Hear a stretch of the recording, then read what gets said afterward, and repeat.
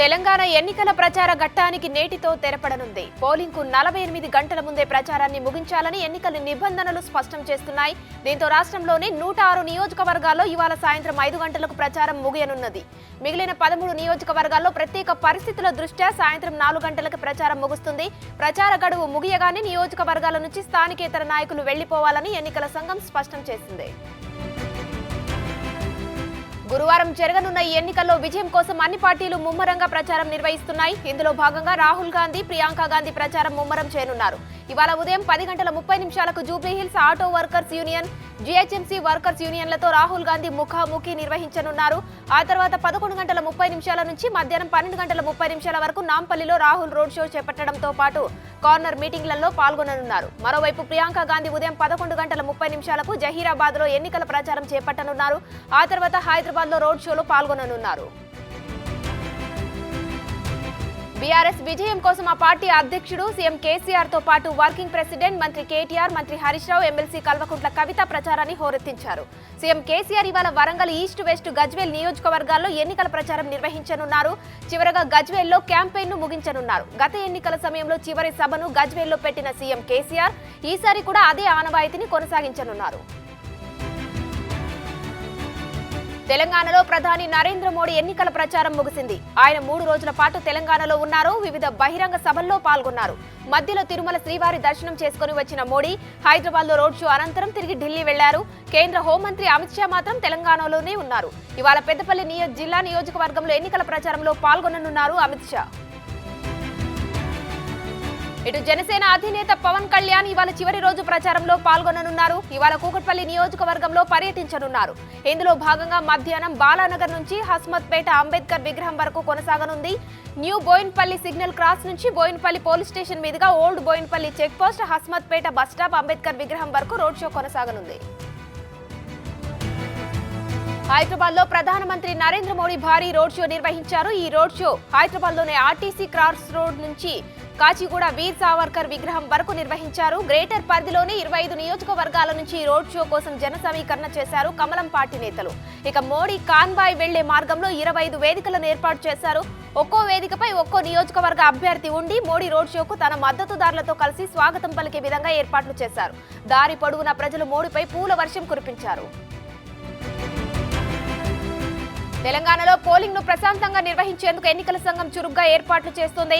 ఇప్పటికే అన్ని ఏర్పాట్లు చివరి దశకు చేరుకున్నాయి. పోలింగ్ సిబ్బందికి శిక్షణ, వారికి నియోజకవర్గాల కేటాయింపు పూర్తయింది. ఈవీఎంలను నియోజకవర్గాలకు చేర్చిన ఎన్నికల సంఘం పోస్టల్ బ్యాలెట్ల తరలింపు కోసం అసిస్టెంట్ రిటర్నింగ్ అధికారులతో ఇవాళ గచ్చిబౌలి స్టేడియంలో సమావేశాన్ని నిర్వహించనుంది. CEO Vikasraj, joint CEO Sarfaraz Ahmed తో పాటు పలువురు అధికారులు ఈ సమావేశంలో పాల్గొననున్నారు. తెలంగాణ అసెంబ్లీ ఎన్నికల విధుల్లో ఉండే సిబ్బంది పోస్టల్ బ్యాలెట్ విషయంలో కేంద్ర ఎన్నికల సంఘం కీలక నిర్ణయం తీసుకుంది. పోస్టల్ బ్యాలెట్ అందని వారు సంబంధిత రిటర్నింగ్ అధికారిని సంప్రదించాలని సూచించింది. ఓటు హక్కు ఉన్న నియోజకవర్గం ఆర్ఓను కలవాలని సిబ్బందికి తెలిపింది. అలా పోస్టల్ బ్యాలెట్ తీసుకున్న సిబ్బంది ఫెసిలిటేషన్ కేంద్రంలో ఓటు హక్కు వినియోగించుకునేందుకు అవకాశం కల్పించినట్లు పేర్కొంది. తెలంగాణ ఎన్నికల ప్రధానాధికారి వికాసరాజును ఎస్టీయూ నేతలు కలిశారు. ఈ సందర్భంగా నవంబర్ 30న ఎన్నికల విధుల్లో పాల్గొనే ఉద్యోగులకు డిసెంబర్ 1న సెలవు ఇవ్వాలని విజ్ఞప్తి చేశారు. అలాగే విధుల్లో పాల్గొనే ఉద్యోగులకు పోస్టల్ బ్యాలెట్ ఇవ్వాలని కోరారు. కొందరు రిటర్నింగ్ అధికారులు కావాలనే జాప్యం చేస్తున్నారని ఫిర్యాదు చేశారు. డిసెంబర్ 2 వరకు ఉద్యోగులకు ఓటు వేసే అవకాశం ఇవ్వాలన్నారు. ఇవాళ ప్రధాని మోడీ అధ్యక్షతన కేంద్ర మంత్రివర్గ సమావేశం జరగనుంది. న్యూఢిల్లీలోనే తన నివాసంలో సాయంత్రం 6 గంటలకు సమావేశం జరుగుతుందని అధికార వర్గాలు తెలిపాయి. ఆ తర్వాత రాత్రి 8 గంటలకు యూనియన్ కౌన్సిల్ సమావేశం కానుంది. ఈ 2 కీలక సమావేశాలు ప్రధానమంత్రి 7లో కళ్యాణ్ మార్గ్ నివాసంలో జరగనున్నాయి. 5 రాష్ట్రాల ఎన్నికలతో పాటు డిసెంబర్ 4న ప్రారంభమయ్యే పార్లమెంట్ శీతాకాల సమావేశాల గురించి చర్చించే అవకాశం ఉంది. తెలంగాణలో రైతు బంధు రద్దుపై రగడ కొనసాగుతుంది. బీఆర్ఎస్ కాంగ్రెస్ మధ్య మాటల యుద్ధం ముదురుతుంది. కాంగ్రెస్ వల్లే రైతు బంధు నిధులు విడుదల ఆగిపోయిందన్నారు సీఎం కేసీఆర్. రైతు బంధు డబ్బులు వేయాలని అధికారులను ఆదేశిస్తే కాంగ్రెస్ ఈసీకి ఫిర్యాదు చేసిందన్నారు. రైతు బంధును ఆపింది కాంగ్రెస్ అని కేసీఆర్ ఆగ్రహం వ్యక్తం చేశారు. కర్ణాటకలో కాంగ్రెస్ ప్రభుత్వం వచ్చాక రైతు బంధు ఆపేశారని చెప్పారు మంత్రి హరీష్ రావు. రైతు బంధుపై బీఆర్ఎస్ తప్పుడు ప్రచారం చేస్తోందన్నారు రేవంత్ రెడ్డి. సోషల్ మీడియాలో ఫేక్ లెటర్ను బీఆర్ఎస్ పోస్ట్ చేసిందని ట్విట్టర్ వేదికగా తెలిపారు. ఈ మేరకు రేవంత్ రెడ్డి ట్వీట్ చేశారు. ఓటమి భయంతో బీఆర్ఎస్ దిగజారి ప్రచారం చేస్తుందన్నారు. దీనిపై చర్యలు తీసుకోవాల్సిందిగా కేంద్ర ఎన్నికల సంఘం, రాష్ట్ర ఎన్నికల అధికారి వికాస్ రాజు తెలంగాణ డీజీపీని కోరారు. KCR, Harish Rao model code of conduct ను ఉల్లంఘించారన్నారు మల్లికార్జున ఖర్గే. కాంగ్రెస్ పార్టీని నిందిస్తూ రైతు బంధుపై తెలంగాణ ప్రజలకు కేసీఆర్ అబద్ధాలు చెబుతున్నారని ఆగ్రహం వ్యక్తం చేశారు. ఎన్నికల సమయంలో రైతు బంధు పంపిణీని ఎన్నికల సంఘం అడ్డుకుంటుందని ట్విట్టర్ వేదికగా మల్లికార్జున ఖర్గే తెలిపారు. లబ్ధిదారులకు డబ్బులు బదలాయించాలని కాంగ్రెస్ పార్టీ కోరినప్పటికీ కాంగ్రెస్ ప్రభుత్వం ఆ పని చేయలేదన్నారు.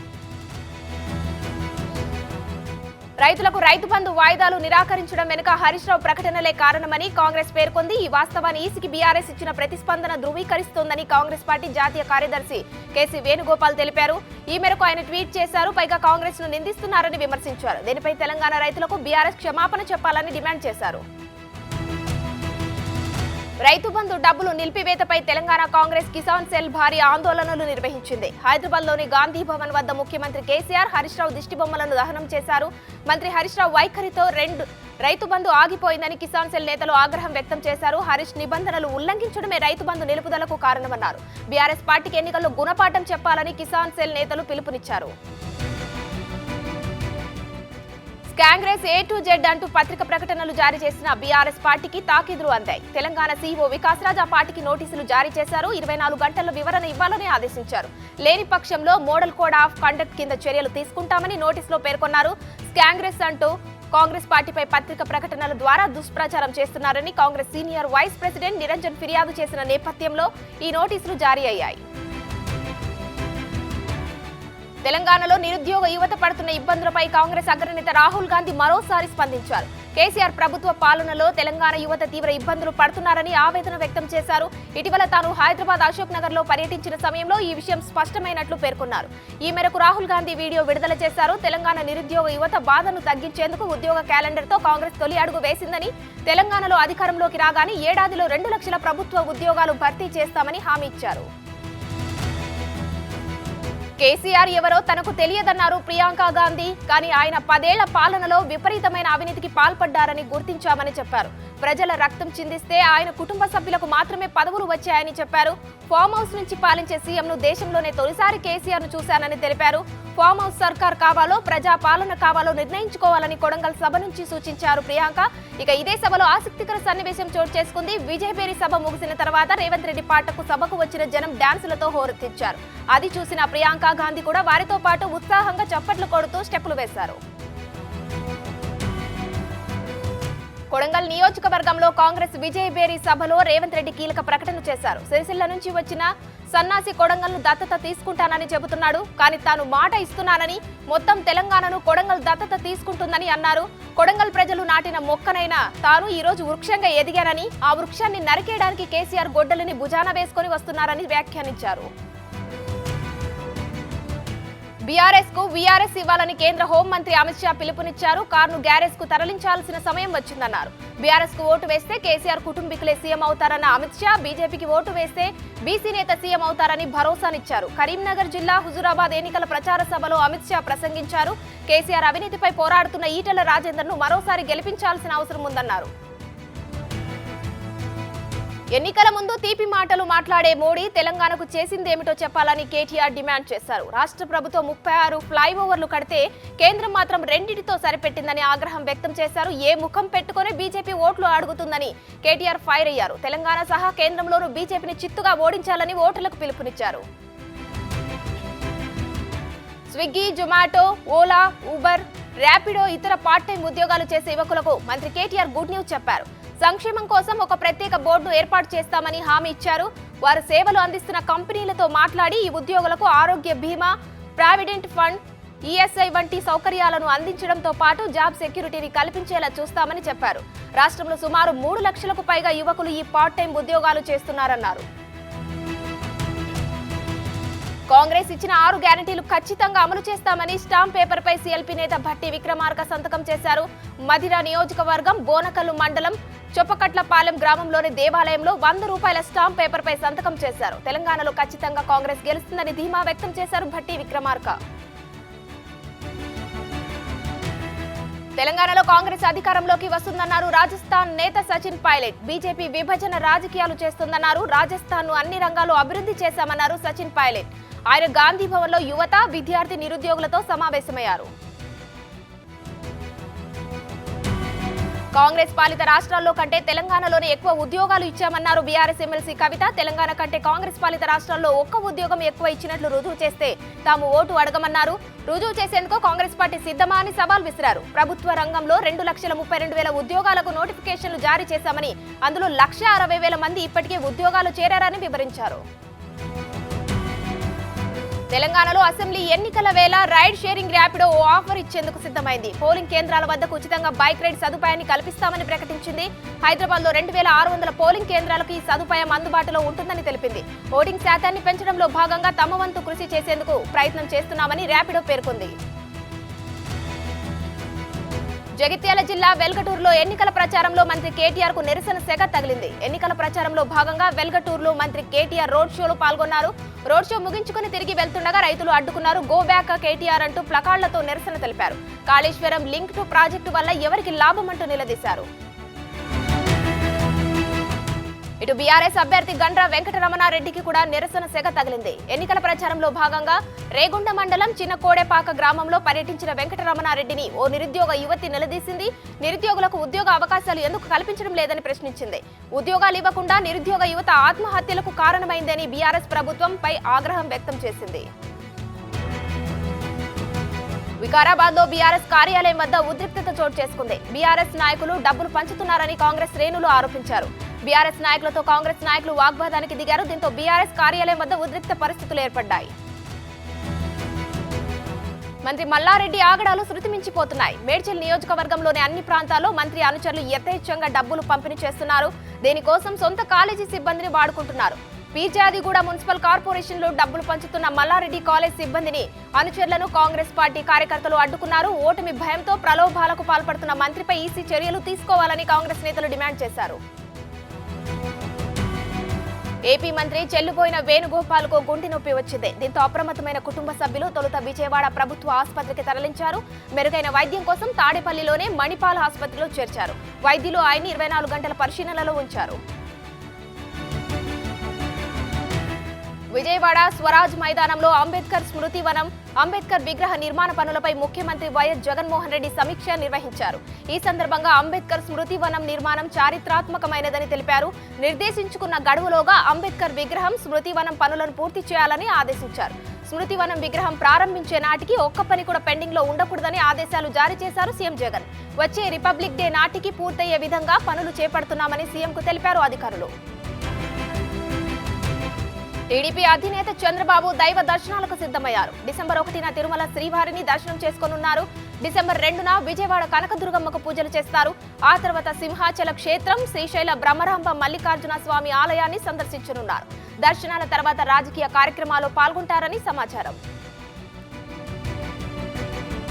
వ్యవస్థలను మేనేజ్ చేసే టీడీపీ అధినేత చంద్రబాబును 53 రోజులు జైల్లో పెట్టారని నారా లోకేష్ విమర్శించారు. తనపైన సిఐడి అధికారులు కేసులు పెట్టారని, ఒక్క ఆధారము చూపలేకపోయారన్నారు. ఏ తప్పు చేయనందునే మళ్లీ ఇక్కడ నిలబడ్డానని చెప్పారు. యువగళం పాదయాత్రలో భాగంగా అంబేద్కర్ కోనసీమ జిల్లా రాజోలు నియోజకవర్గం తాటిపాకలో ఆయన మాట్లాడారు. స్కిల్ కేసులో ఒక్క ఆధారమైన చూపించారని ప్రశ్నించారు. తమ పార్టీ ఖాతాల్లోకి డబ్బు వచ్చిందని నిరూపించగలరా అని సవాల్ విసిరారు లోకేష్. గుంటూరు జిల్లా మాలకొండయ్య కాలనీలో ఉద్రిక్తత చోటు చేసుకుంది. టీడీపీలో వర్గ విభేదాలు భగ్గుమన్నాయి. బాబు షూరిటీ భవిష్యత్తు గ్యారంటీ కార్యక్రమంలో తోపులాట జరిగింది. టీడీపీ ప్రచార రథాన్ని ఆపారు స్థానిక కార్పొరేటర్. తూర్పు నియోజకవర్గ టీడీపీ నాయకులు నజీర్ అహ్మద్, ముజీబ్ వర్గాల మధ్య ఘర్షణ జరిగింది. ముజీబ్ ను అదుపులోకి తీసుకుని పోలీసులు స్టేషన్ కు తరలించారు. దీంతో స్టేషన్ కు కార్యకర్తలు భారీగా చేరుకున్నారు. బలిదానాలతో తెచ్చుకున్న తెలంగాణలో కేసీఆర్ కుటుంబమే వైభోగాలు అనుభవిస్తోందన్నారు కాంగ్రెస్ నేత విజయశాంతి. 4 కోట్ల ప్రజల జీవితాలు ఆగమయ్యాయని ఆగ్రహం వ్యక్తం చేశారు. రంగారెడ్డి జిల్లా ఇబ్రహీపట్నం నియోజకవర్గంలో ఆమె ఎన్నికల ప్రచారం నిర్వహించారు. 30న జరిగే ఎన్నికల్లో మల్రెడ్డి రంగారెడ్డిని భారీ మెజారిటీతో గెలిపించాలని కోరారు.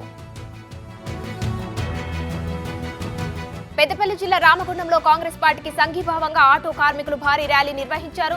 గోదావరి ఖని, విఠల్ నగర్ నుండి మెయిన్ చౌరస్తా వరకు ర్యాలీ కొనసాగింది. 10 ఏళ్ల బీఆర్ఎస్ పాలనలో పారిశ్రామిక రంగం అధ్వానంగా తయారైందని రామగుండం కాంగ్రెస్ ఎమ్మెల్యే అభ్యర్థి ఎంఎస్ ఠాకూర్ అన్నారు.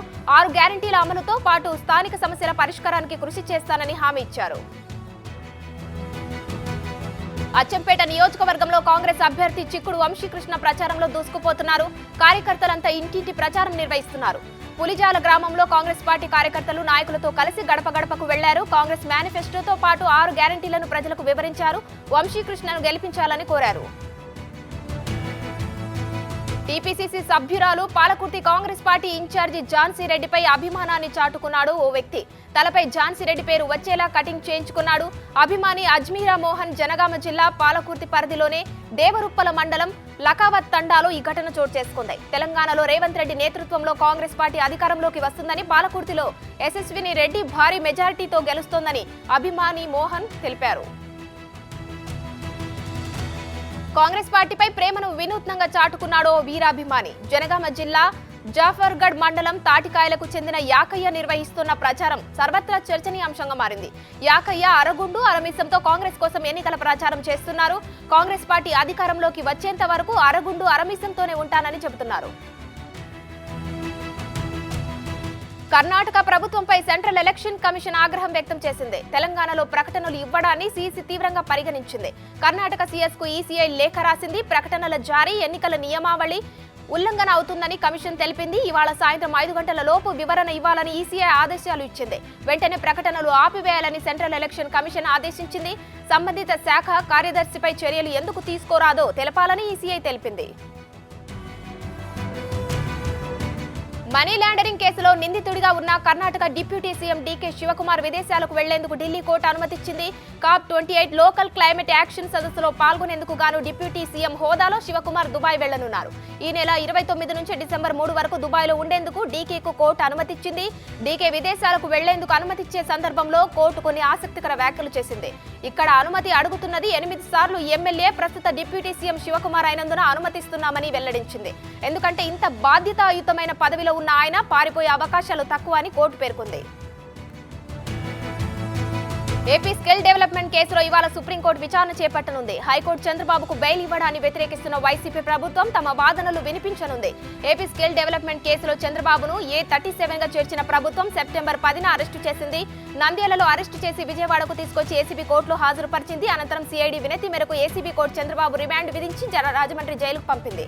ఆ తర్వాత 52 రోజుల రిమాండ్ తర్వాత హైకోర్టు మధ్యంతర బెయిల్ ఇవ్వడంతో విడుదలయ్యారు. అనంతరం హైకోర్టు చంద్రబాబుకు రెగ్యులర్ బెయిల్ కూడా మంజూరు చేసింది.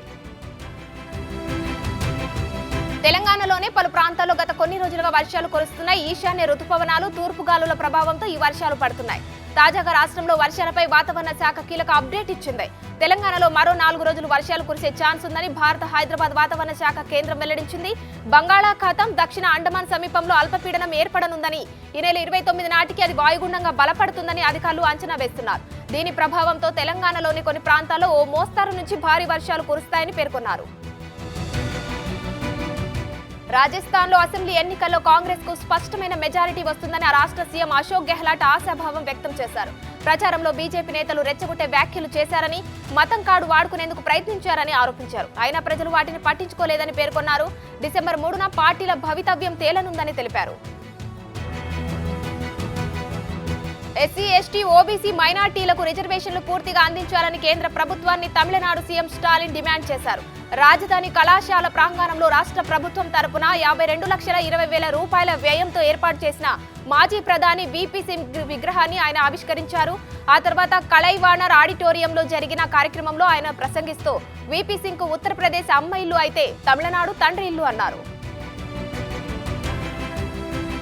మధ్యప్రదేశ్లోనే సొంత పార్టీ ప్రభుత్వంపైనే విమర్శలు గుప్పించారు బీజేపీ నాయకురాలు, మాజీ సీఎం ఉమాభారతి. షాదోల్ పట్వారి ప్రసన్న సింగ్ ను ఇసుక మాఫియా ట్రాక్టర్తో తొక్కి చంపడం సిగ్గుచేటు, అగౌరవమని ఆమె వ్యాఖ్యానించారు. ఒక ప్రభుత్వ ఉద్యోగిని ఇసుక మాఫియా చంపడం మొత్తం మధ్యప్రదేశ్ ప్రభుత్వ వ్యవస్థకు, సమాజానికి, పరిపాలనకు సిగ్గుచేటని ఆగ్రహం వ్యక్తం చేశారు. ఇది ప్రభుత్వ ఉద్యోగులకు అగౌరవమన్నారు ఉమాభారతి.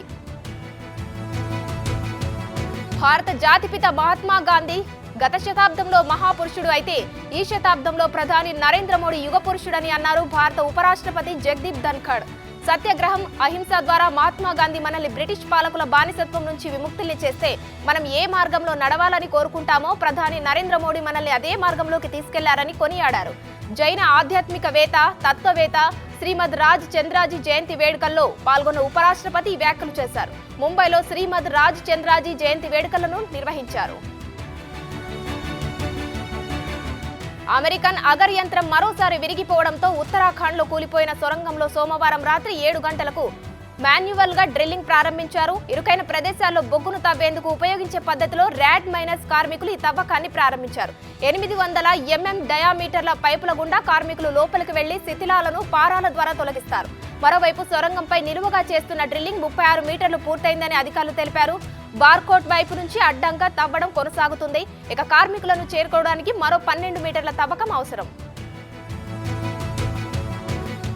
వారణాసిలోనే దశాశ్వమేధ ఘాట్లో దేవ్ దీపావళిని అంగరంగ వైభవంగా నిర్వహించారు.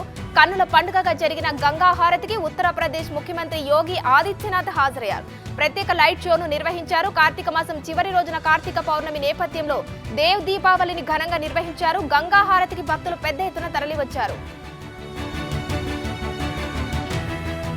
ఉన్నత విద్య కోసం అమెరికా వెళ్లేందుకు సిద్ధమవుతున్న భారతీయ విద్యార్థులకు ఆ దేశం కొత్త నిబంధనలు విధించింది.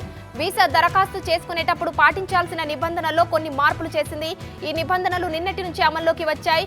FMJ వీసాలకు దరఖాస్తు చేసుకునే అభ్యర్థులు తమ సొంత పాస్పోర్ట్ నంబర్తో ప్రొఫైల్ తయారు చేసి పంపాలని సూచించింది. తప్పుడు పాస్పోర్ట్ నంబర్ సమర్పిస్తే దరఖాస్తు తిరస్కరించడంతో పాటు డిపాజిట్ చేసిన డబ్బును కూడా తిరిగి ఇవ్వబోమని స్పష్టం చేసింది.